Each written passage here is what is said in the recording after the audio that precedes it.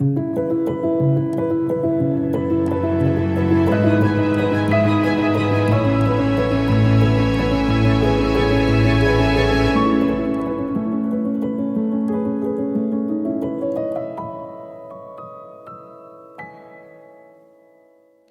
nome é Andréa Castro de Araújo, eu tenho 44 anos, tenho um filho chamado Nicolas, que é autista, sou formada em pedagoga, atualmente sou dona do lar, trabalho incansavelmente pelos direitos do meu filho, eu luto por leis, eu cobro através das leis, aonde eu vou, eu sou sempre uma pessoa educada, sou sempre uma pessoa civilizada. Minha gravidez foi uma gravidez muito tranquila, não tive problema nenhum. A descoberta do diagnóstico, essa foi o grande ponto-chave da nossa virada de vida. Porque quando a gente gera uma criança, a gente não espera que essa criança nasça com nenhum tipo de transtorno.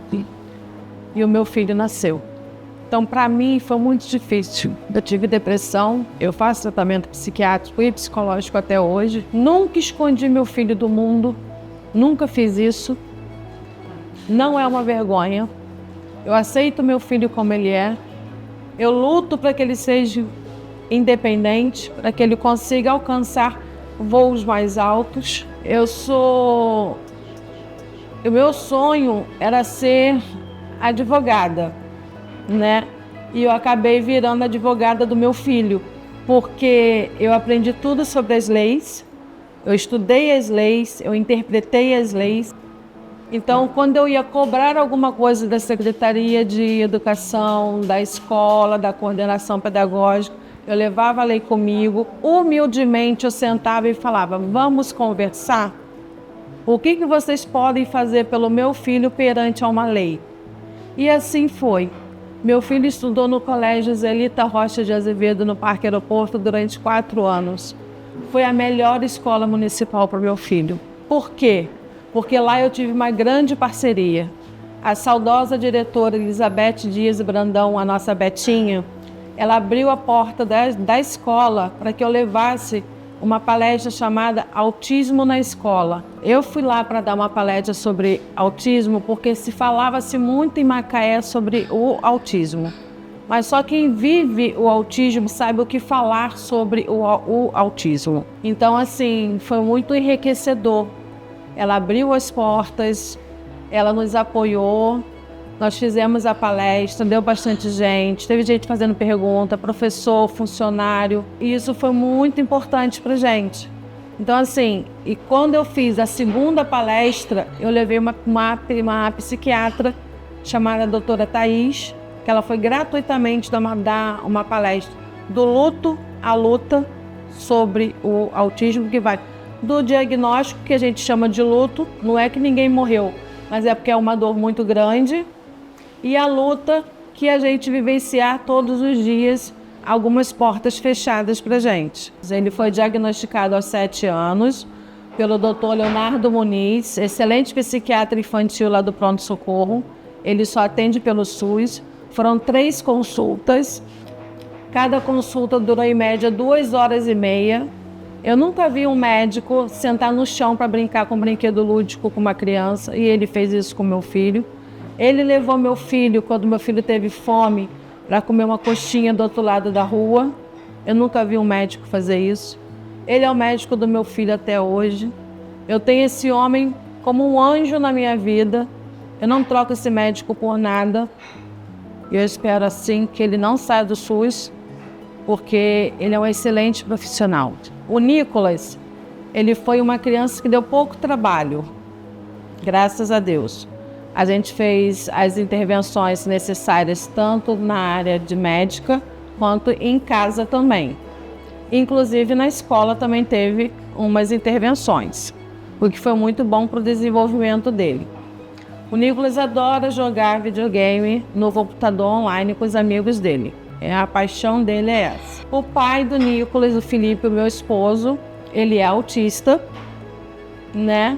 E os dois gostam das mesmas coisas, são muito parecidos. Eu não tenho o que alancar de um para o outro, porque os dois são muito idênticos. O meu dilema é o seguinte, o presente, que é o 2024 dele, no Cláudio Moacir, através da Luciana, que é a multifuncional dele, está garantido. Então eu penso em 2025, que ele vai para uma escola estadual, é um outro patamar.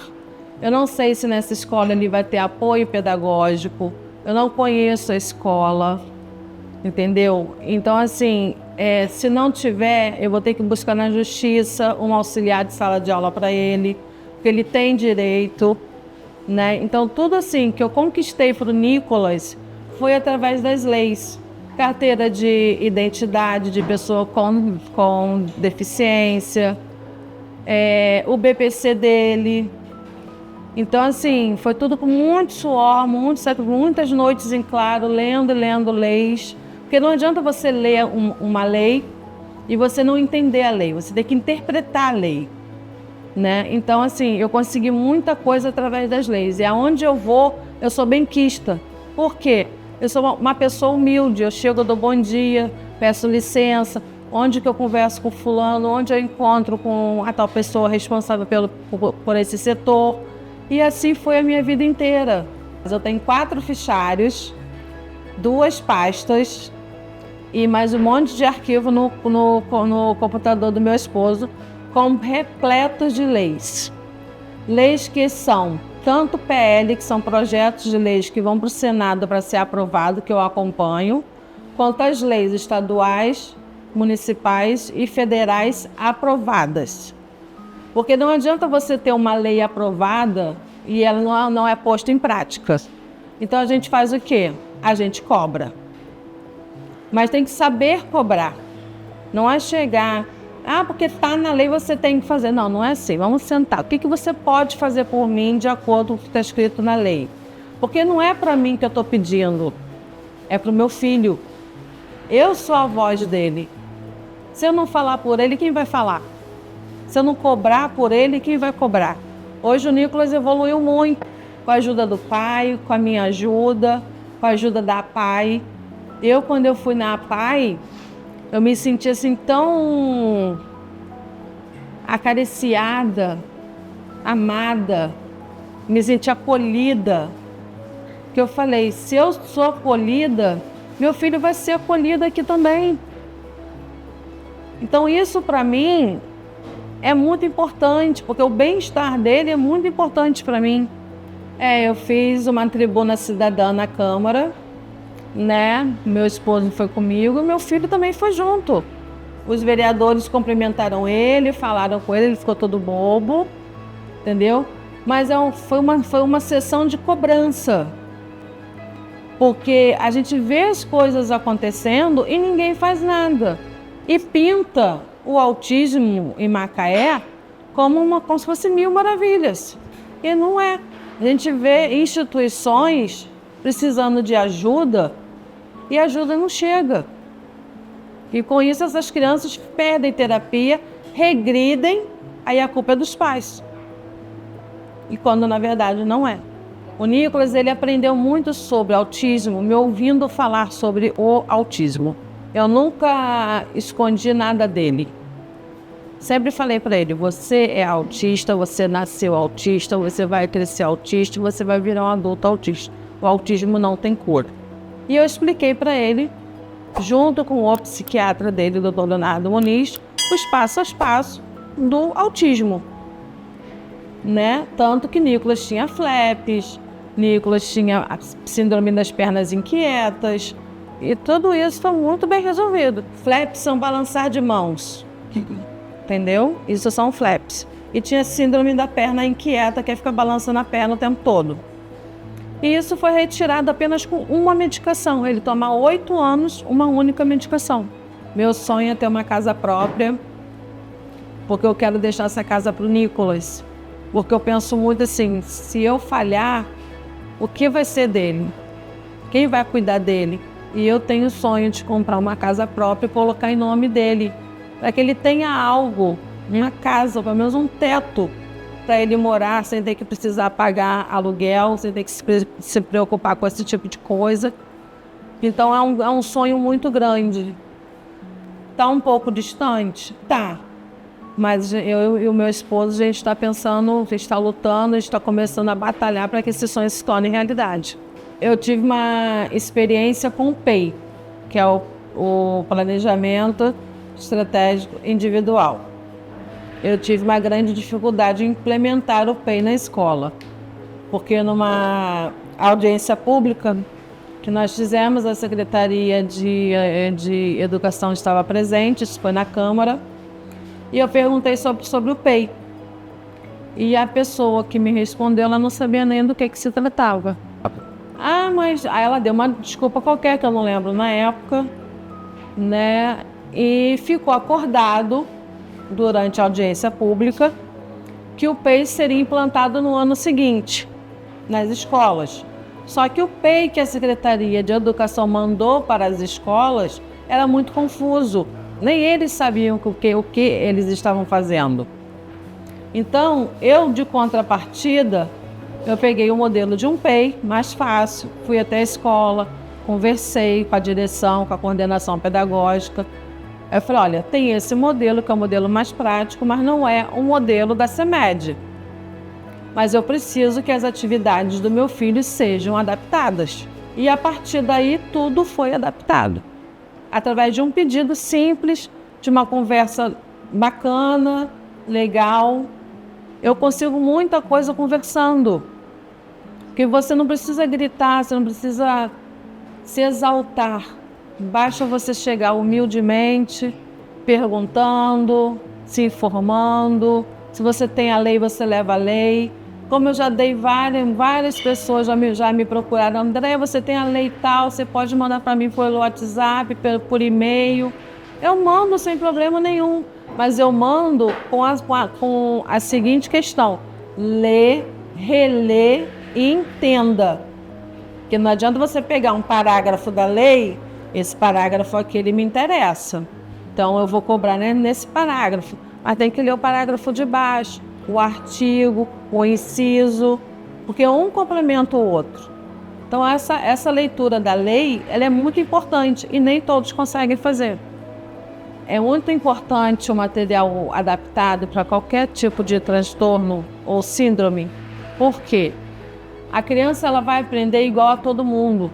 É a mesma matéria, é o mesmo dever de casa, só que de uma forma mais prática, mais fácil para aquela criança fazer. Só que eles esquecem que eles crescem, viram adolescente e viram adulto. E não existe política pública para autista adolescente e nem adulto. Eles esquecem desse detalhe. Então, tudo que a Secretaria faz é voltado para o público infantil. Mas hoje em dia, as escolas elas são obrigadas a fazer atividades adaptadas. Aquelas mães que verem que seu filho não está fazendo atividade adaptada, procura a lei no Google, vai na escola, conversa, vai na Secretaria de Educação, conversa, porque é um direito da criança, é um direito do adolescente. E isso é uma lei federal. O município não pode ignorar uma lei federal. Eu sei que existem muitas mães que não sabem ler, não sabem escrever, têm certas dificuldades, mas aí você pede ajuda a alguém da família para poder estar dando aquele apoio, né? Tem como você correr atrás dando o seu jeitinho. Olha, meu filho precisa, o que eu faço, como que eu consigo. Isso é muito importante. As terapias, quanto mais precoces, melhores. Por exemplo, eu vou te dar um exemplo, tá? Meu filho está com 15 anos. Eu estou esperando o CMS me ligar até hoje. Para não dizer que eles não ligaram, eles ligaram uma vez para mim, numa psicóloga lá. Só que a psicóloga não tratava de autismo porque ela não sabia o que era autista. E a terapia era em grupo. Terapia para autista é individual. É lei, é individual, não é em grupo. Então, eu já fiquei meio receosa. Falei, não vou botar meu filho num lugar onde ele não vai saber. Onde eu não me senti bem e ele não ia se sentir bem também. Por isso que nós procuramos a APAE. E a APAE, para mim, hoje é um ponto de referência. Eu divulgo a APAE, eu peço doação. Quando tem festa, que vocês pedem doação, eu compartilho, eu junto, peço a vizinho. Porque assim, se está fazendo bem para o meu filho, está fazendo bem para mim. Eu fiz terapia por um tempo na APAE com a psicóloga Monique, entendeu? Quando ela precisou sair, eu voltei para a terapia no SUS. Porque a gente precisa cuidar também da gente. Não adianta só eu me dedicar 24 horas para o meu filho e eu não... Quem vai cuidar de mim? Meu marido?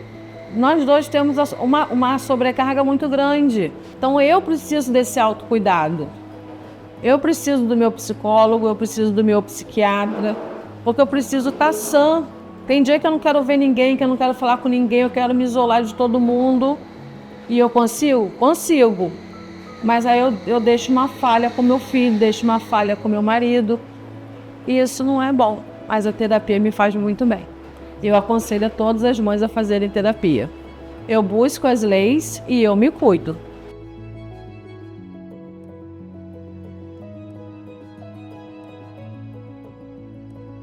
Minha frase dos 15 segundos é: me perdoe. Me perdoe pelas falhas, me perdoe por tentar demais, me perdoe por tentar de menos, me perdoe por tentar dar o melhor de mim e às vezes eu não consegui, me perdoe por tentar ser lúdica e ao mesmo tempo ser fraca, me perdoe por querer o melhor que o mundo pode te oferecer, sendo que o mundo não está preparado para oferecer o melhor para você. Essa é a mensagem que eu deixo, de perdão, porque a gente tenta, a gente corre atrás, a gente batalha, nem sempre a gente vence, os obstáculos são muito grandes, por isso eu peço perdão ao meu marido e ao meu filho, pois eu tento todos os dias.